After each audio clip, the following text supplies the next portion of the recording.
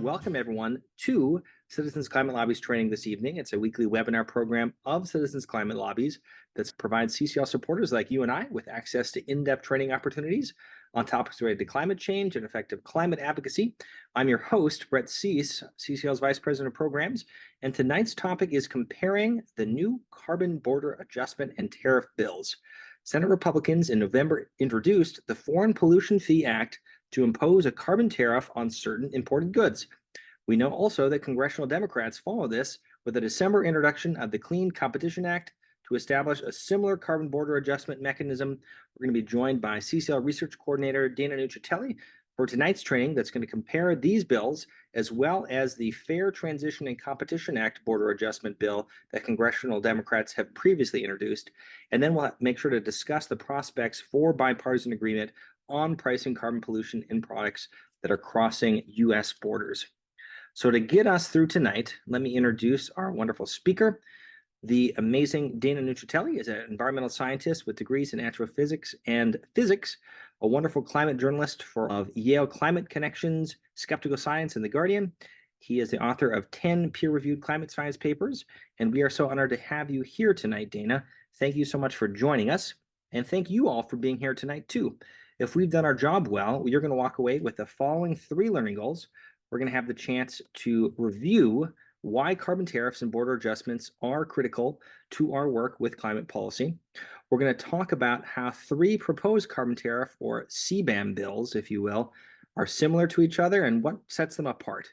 We'll also dive into what's next, what can we anticipate with these bills in this congressional session and moving forward, and if there's any connections to the advocacy work that we're doing across the rest of our carbon pricing policy agenda.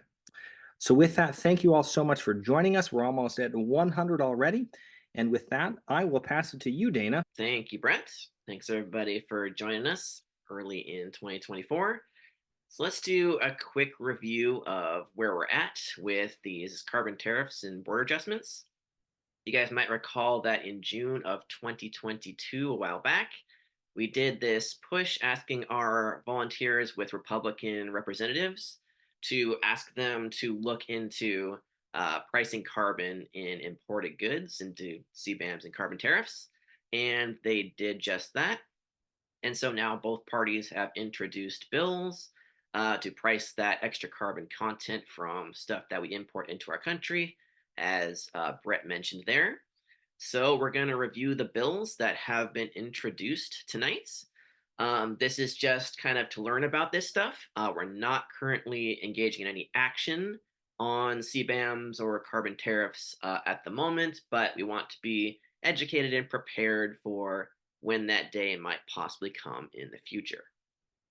So let's start by defining our terms here. So first we got carbon border adjustment mechanisms, CBAMs. Those are adjusting for the difference in carbon prices domestically and in other countries.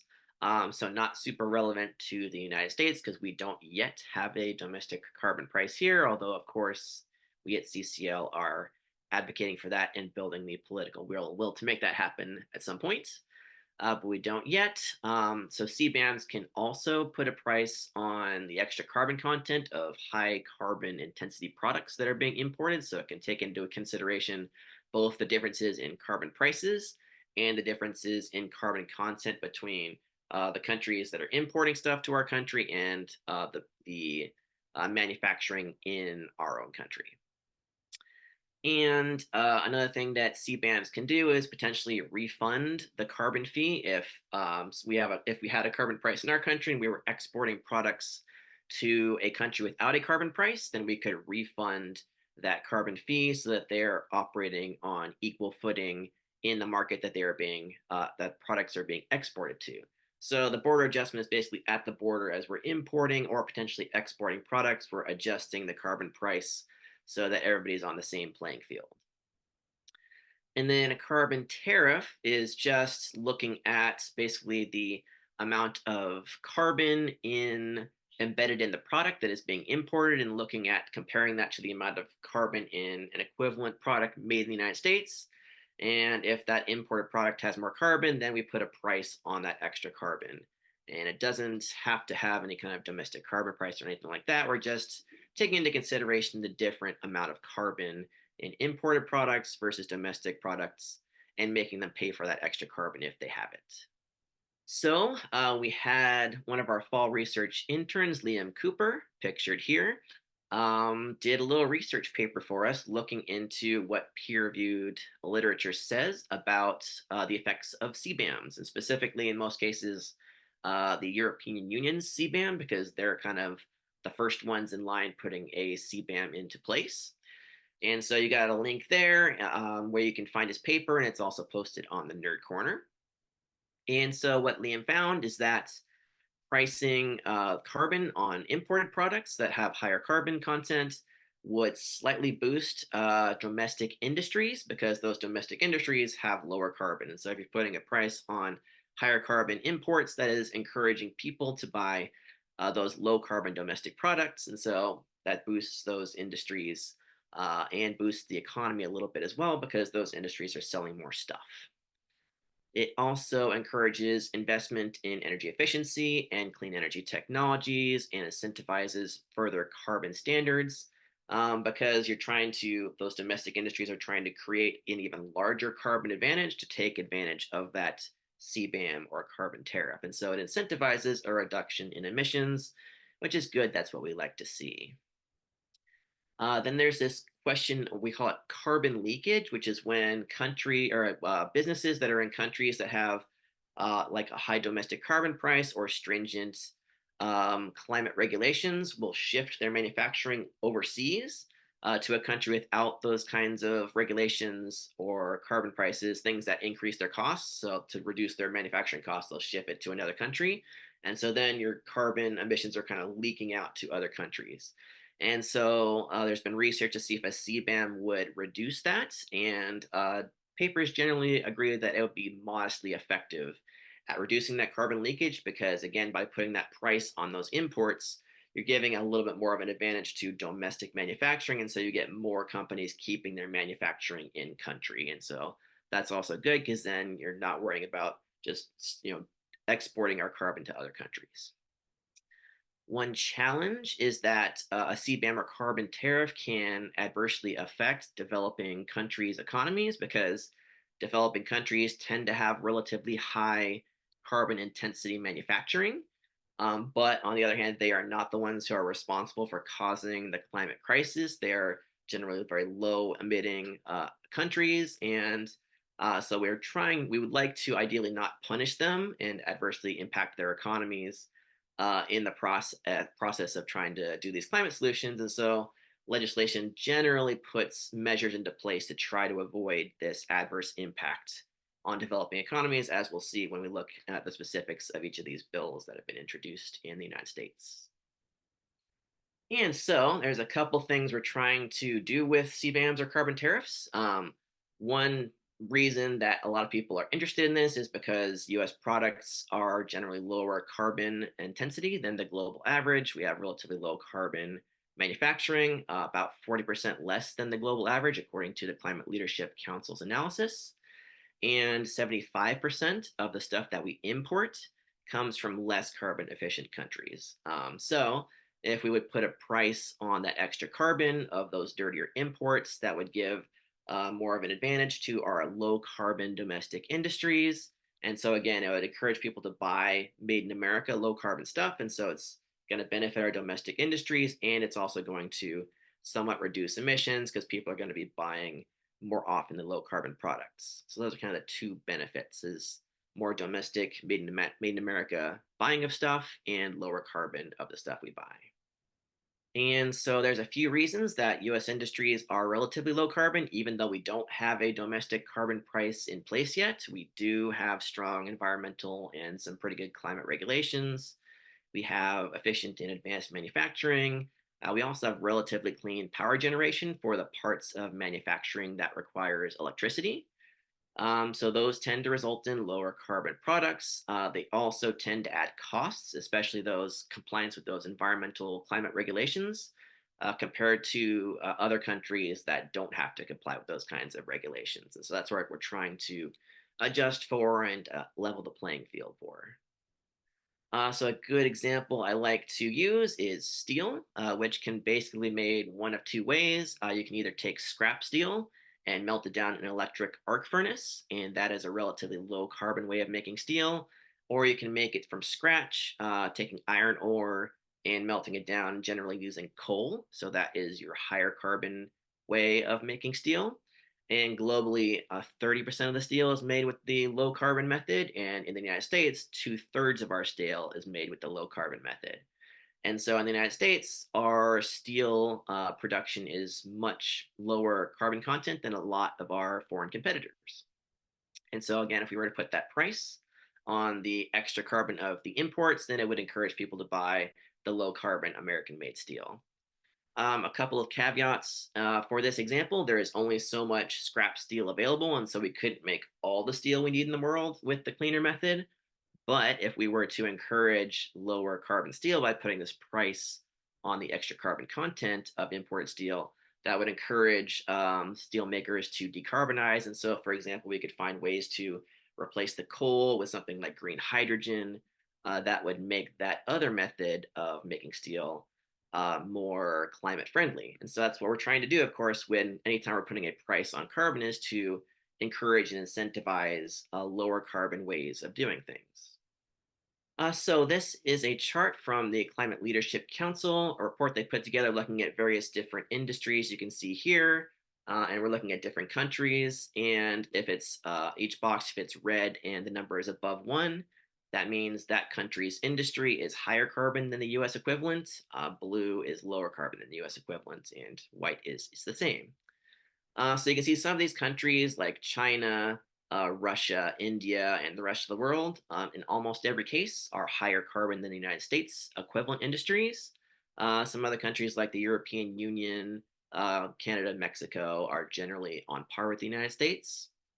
And our friends at Niskanen did a similar analysis. They found that our neighbors, Canada and Mexico, and also South Korea, are on par with the carbon intensity of their manufacturing, about the same as the United States. They found that the European Union and the UK and also Japan are generally a little bit lower, which basically means those countries, when they import stuff into the United States or when we import their stuff, they're not going to have to pay any kind of carbon tariff or carbon border adjustment because they're already equal to or lower carbon than the US equivalent. But the countries that are worse, China, Russia, India, and the rest of the world, would have to pay a carbon tariff for their extra carbon content of their stuff that they're importing into our country. And we've already got some CBAMs on the way. The European Union is in the process of developing theirs, and it will go into effect in 2026. The UK is 1 year behind them, going into effect in 2027. Their CBAMs are very similar.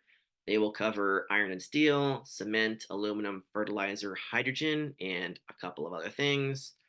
They will both account for the carbon price in their countries and the importing exporting countries, and also the amount of carbon in the products in the countries, both their own countries and importing exporting countries.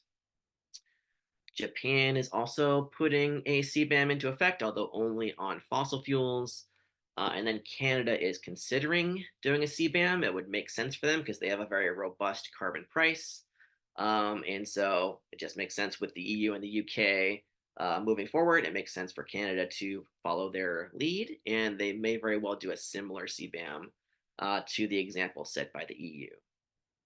So with all these other countries moving forward doing CBAMs, we don't want to be left behind. And so that's why we're seeing all of these pieces of legislation. The first one we saw was called the Fair, Affordable, Innovative, and Resilient Transition and Competition Act, which I'm just going to call the FAIR Act. It was introduced in July of 2021 by Senator Coons in the Senate and Representative Peters in the House. It's a little bit different. It's not exactly a carbon tariff or border adjustment, but it takes into consideration the various environmental and climate regulations that US companies have to comply with, and basically tries to estimate the costs of complying with those regulations because that is how we reduce our emissions because we don't have a carbon price. So it tries to estimate those costs and apply those costs to imports. So we'll look at that in more detail here in the coming slides. This bill was basically an effort to gauge Republican interest in carbon tariffs and CBAMs. was constructed in a way to kind of be of interest to Republicans. It has not been reintroduced in the current session of Congress, and we don't, from what we understand, they're not planning to reintroduce it. That's probably because the Foreign Pollution Fee Act was introduced in this session a couple months ago in November by Republican Senators Cassidy and Graham. It is Senate Bill 3198, and it is a carbon tariff bill. And again, we'll look at the details as we compare the bills against each other here in a few minutes. One interesting tidbit was that in his materials communicating about what the Foreign Pollution Fee Act is, Senator Cassidy also said that permitting reform is a complementary piece to the foreign pollution fee because the fee shifts manufacturing and supply chains to cleaner producers like those in the United States. And so, to capitalize on that realignment, the US needs permitting reform so that we can produce more of that low carbon stuff to meet the increased demand for it. So, it was really great to see Senator Cassidy kind of checking two of our policy area boxes, talking about putting a price on foreign carbon pollution and also the need for permitting reform. And then the third bill we're going to look at tonight is the Clean Competition Act, first introduced in June of 2022 by Senator Whitehouse, along with Senators Schatz, Heinrich, and Coons. And they just reintroduced that bill in December. It's Senate Bill 3422, plus Representative Delbean introduced it in the House, along with Representatives Beyer, Castor, and Amibera here in my Sacramento area. That is HR 6622. This one is a full-fledged CBAM, Carbon Border Adjustment Mechanism bill. So let's now go through the various similarities and differences between each of those three bills. We're going to start with which industries each one covers. In this table, you can see the foreign pollution fee is this row, then the Clean Competition Act, and then the Fair Act. So you can see basically they all cover some important materials: aluminum, cement, iron and steel, and then a bunch of fossil fuels, crude oil, natural gas, and refined petroleum products like gasoline and diesel.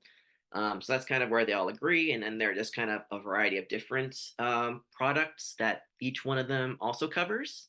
But so basically, it's like those important materials and fossil fuels, and then some other stuff too. And so one question we might ask is like, how do you get more stuff covered by each of these bills and their carbon prices? So in the Foreign Pollution Fee Act, it says that if half of the American producers of a given product want their product to be covered by a carbon tariff, because maybe they say, hey, our product is a low carbon product compared to our foreign competitors, so we want to be included in this. They can then petition the government to do that, and the government can consider adding their product in as a new category. In the Clean Competition Act, if you've got a relatively large product, more than 500 pounds, if more than 90% of its value comes from the covered products like cement, steel, aluminum, fossil fuels, then that would be included in their CBAM. And those thresholds decline over time. So over time, it will be smaller products with a lower percentage of the value being covered. So that over time, basically more and more products get added to their CBAM. And then the Fair Act includes products that are more than 50% of those covered materials: your iron, your aluminum, cement, fossil fuels, and so forth.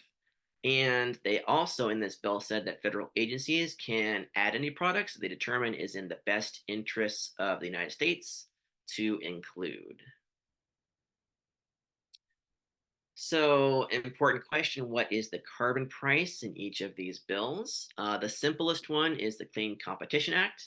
It just says we're going to do a $55 per ton price on carbon dioxide, rising 5% per year plus inflation.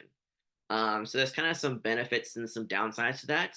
It's very simple, it's very easy to explain, very straightforward. On the other hand, it's not necessarily the most like economically efficient price. It's a little bit arbitrary. So you're kind of sacrificing like efficiency for simplicity, I would say. The Fair Act, again, it looks at just the costs for US industries to comply with our regulations that are designed to limit greenhouse gas emissions. for each of their products. And then just after we estimate that, which is a difficult thing to estimate, you have to have some federal agency estimate like what it costs each industry to comply with the regulations that govern that industry. And then we apply that to imports. So it's not exactly a carbon price, it's more like a regulatory cost price. And then the Foreign Pollution Fee Act is the most complicated one. It's got the Latin word is ad valorem, which basically means the fee is proportional to the value of the product, specific to the product and its emissions intensity, designed to incentivize a certain emissions reduction in that product. So basically, there are thousands of different potential carbon prices for different products of different carbon intensities coming from different countries. So I tried to kind of convey that in table form on the right side of this slide here. So here on the left column, we're looking at the difference in carbon intensities, the amount of carbon that it takes to make a given product between the foreign country and the United States equivalent. So let's take an example and say Chinese steel is 130% more carbon intensive than American steel. So we're down here at 130%. So then the bill would have some scientists do some economic modeling and figure out what carbon price it would take to reduce that carbon intensity of that Chinese steel from 130% more than American steel to 50% more than American steel. And that would be kind of the first phase of the foreign pollution fee, and it would take the first 6 years.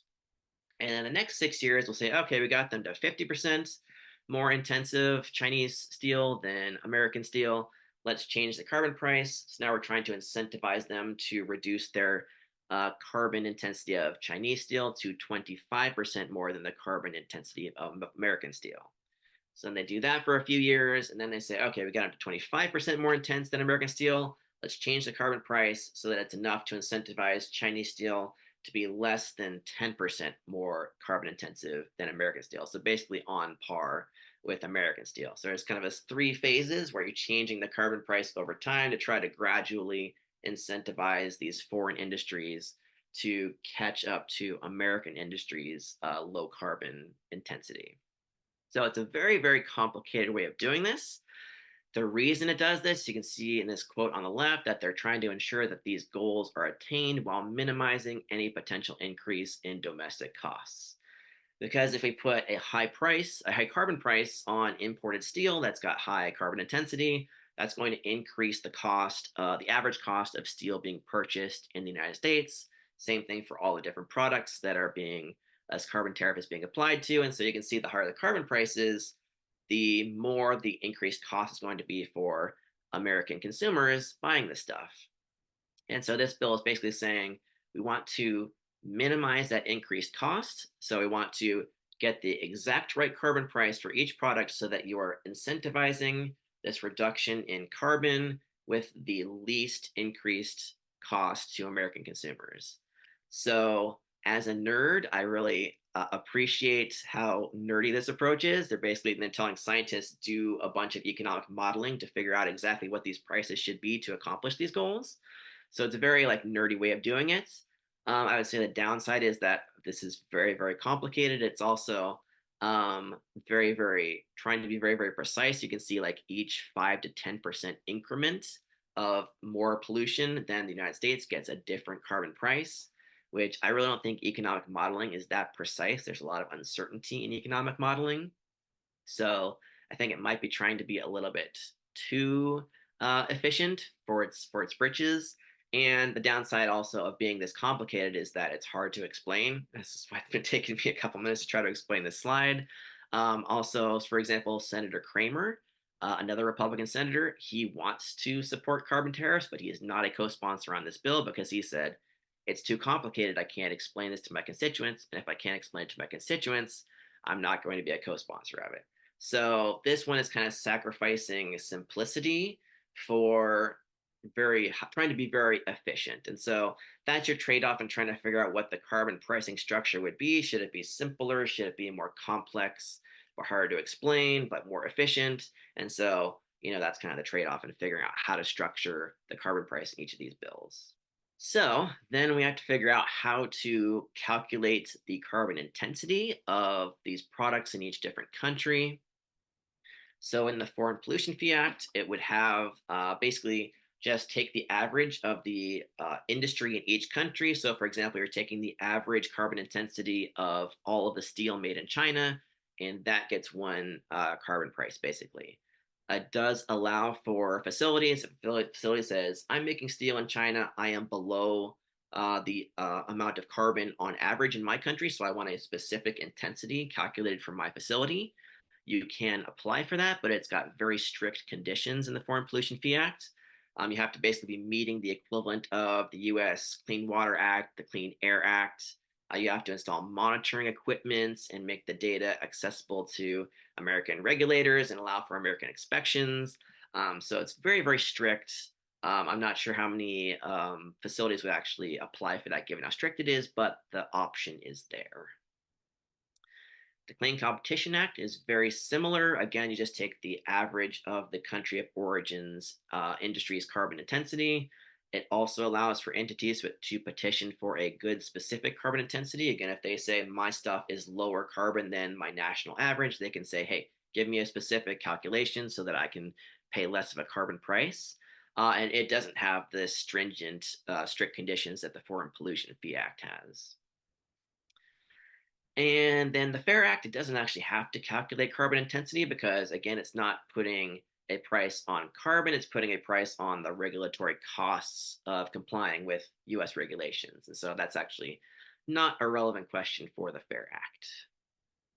And then we have to calculate what we call the baseline, which is the average carbon content of our US industry, because we're trying to compare the foreign industries to the US industries to see if they're higher carbon than our industries. So that's your baseline. And so to do that, the Foreign Pollution Fee Act would set up an advisory board from our national laboratories with the scientists there and have them calculate the average emissions intensity for each industry product in the United States. The Clean Competition Act, again, very similar, but it would have the Treasury Department do that calculation. And one other nuance is that once you set that baseline and say this is, for example, the amount of carbon in average American steel, that's your baseline, that baseline shrinks every year to encourage every industry to reduce their emissions over time. And then the FAIR Act, again, they're not actually looking at carbon content. They're looking at those regulatory costs. And so they don't have to calculate a baseline for that bill, just applying the same cost to all imports that don't have US similar regulations. So we could also skip that step if we were to pass the Prove It Act, which you guys may remember we advocated for. I think it was last September, which the Prove It Act would direct the Department of Energy to estimate the carbon content of various domestic and foreign industries, which is basically what that last slide was doing. So those bills, since the Prove It Act has not been passed, they have to include a way to do these calculations. But if we were just to have the Prove It Act pass, then they could skip that step and worry about the rest of the details and not have to worry about who's going to do these calculations. It's going to be the national labs or the Treasury Department. Like the Department of Energy would just be doing it already. And then the question, does it impose a domestic carbon price? The Foreign Pollution Fee Act does not. In fact, it specifically says nothing in the act shall be construed to authorize the creation of any carbon tax, fee, pricing, etc., etc. They put that wording in there basically to try to make space for fellow Republicans to feel comfortable coming on board and co-sponsoring the bill. Because as we know, we have long been advocating for a domestic carbon price, but most Republicans are not ready for that yet. And so, at least if they're willing to put a price on the carbon content of imports, that is a step in the right direction. So even though they say we're not going to do a domestic carbon price, we'll still think this bill is a step in the right direction because it would still reduce emissions. The Clean Competition Act does have a domestic carbon price. In fact, it applies the same $55 per ton carbon fee both to products being imported and to our domestic industries. And also, if our domestic industries, if they were paying that $55 per ton carbon fee, exporting to a country that doesn't have a carbon fee, that $55 per ton tax would be rebated when they export their products. So again, this is like a full-blown carbon border adjustment You put the price on imports, and then you refund it on exports, basically trying to even the playing field in whichever market the product is being sold in. And the FAIR Act does not impose a domestic carbon price. It's only applying that regulatory compliance cost to imports. Again, it's trying to appeal, or it was trying to appeal to Republicans. So just applied to imports without a domestic carbon price. And so if you put a price on the extra carbon of these imports, you're going to get some revenue. And then what do you do with that revenue? The Clean Competition Act takes 3/4 of it, puts it in a grant program to help US companies decarbonize, and then the other quarter goes to helping developing countries decarbonize. The FAIR Act sends half of it to a grant program to help communities become more resilient to climate change impacts. And the other half goes to research to reduce emissions in various important technologies. The Foreign Pollution Fee Act doesn't actually specify where its revenue is going to go, which basically just means it defaults to go to the US Treasury. So we actually think the Foreign Pollution Fee Act would be improved. If it would specify what it wants to do with that revenue. So that's one way that we could improve that bill. And then there are some exemptions to these carbon prices in each bill. So the Clean Competition Act exempts relatively least developed nations. Again, we talked about at the beginning. We would prefer not to damage the economies of developing nations that are not responsible for the problem, but have relatively high carbon intensity products. But they also don't have a whole lot of exports, so it's a relatively small amount of emissions. So they get exempted in this act so that we're not damaging their economies. Also, of course, countries with a similar price, if they have something close to a $55 per ton carbon price, then they're already on equal footing. And so they would be exempted because they're already paying that same price in their own country. In the FAIR Act, very similar, least developed countries would be exempted for the same reasons, so we don't adversely impact their economies. Also, countries that have laws and regulations similar to ours and don't impose a CBAM on us. So in that case, if they're already paying the regulatory costs in their own country, they're on the same footing, equal playing field as us. So then they get exempted from the FAIR Act's carbon regulation tariffs. In the Foreign Pollution Fee Act, if a country has a free trade agreement with us, or if they make a partnership with us, they get a 50% carbon intensity difference forgiveness. So if you think back to that table that I showed, so let's just say, for example, if we have an agreement with South Africa, and South African steel, let's say, is 80% more carbon intensive than American steel. So then, because they have this partnership with us, you would subtract 50% from that, and instead of getting a carbon price equivalent to if they had an 80% more carbon intensive steel, we would give them a carbon price as if they had a 30% more carbon intensive steel than US steel. So basically, you're forgiving 50% of their extra carbon intensity. This is intended mostly for lower income countries because, again, Senator Cassidy doesn't want to be harming the economies of developing countries, and so basically they're encouraged to come into a partnership with the United States so they can get this forgiveness. And they would probably still have to pay some kind of carbon tariff unless they're less than 50% more carbon intensive than the American equivalent, but at least it will be a smaller carbon tariff, and it'll be easier for them to get to that 50% threshold and then not have to pay the carbon tariff. So those are the bills. Right now we have the Foreign Pollution Fee and the Clean Competition Act introduced in Congress. And so now the next step is that the two parties are going to have to discuss what a bipartisan compromise could look like. It'll probably look somewhat similar to the Foreign Pollution Fee, at least in terms of not having a domestic carbon price, because again, we have to get Republicans on board. That's where Republicans are right now. I should also note that CCL, of course, we will continue advocating for a domestic carbon price. And in fact, we have the Energy Innovation Act that has a domestic carbon price and a CBAM. So that's kind of the way we're advocating for both, is to continue advocating for Congress to pass the Energy Innovation Act. But in the meantime, if Congress would pass the Foreign Pollution Fee or something similar to it, that could still be a step in the right direction in terms of putting a price at least on imported carbon and reducing emissions. There is some time pressure here because the EU and the UK are moving forward pretty quickly with their CBAMs, so we don't want to be left in their dust. And so passing the Prove It Act relatively soon would be a smart start so that we can get the Department of Energy doing these calculations to figure out what the different industries in different countries' carbon intensities look like. And while that's happening, then we can iron out these details of, what should the carbon price structure look like, who should be exempted, what should we do with the revenue, all those things that we disagree about. We can resolve those, but at least get, the Department of Energy doing these initial calculations so that we don't fall behind while the EU and the UK are doing the calculations. Like, we want to be doing something equivalent so that we're not relying on their calculations, for example. So hopefully we can get the Prove It Act passed relatively soon. Thank you so much, Dana. And we'll just put a reminder again for the Nerd Corner, as well as Dana's contact information. If there's anything that you wanted to make sure to engage, we always encourage a robust discussion. As I know, looking around the room, there's some frequent flyers that are helping make that possible already on the Nerd Corner, cclusa.org/nerd-corner.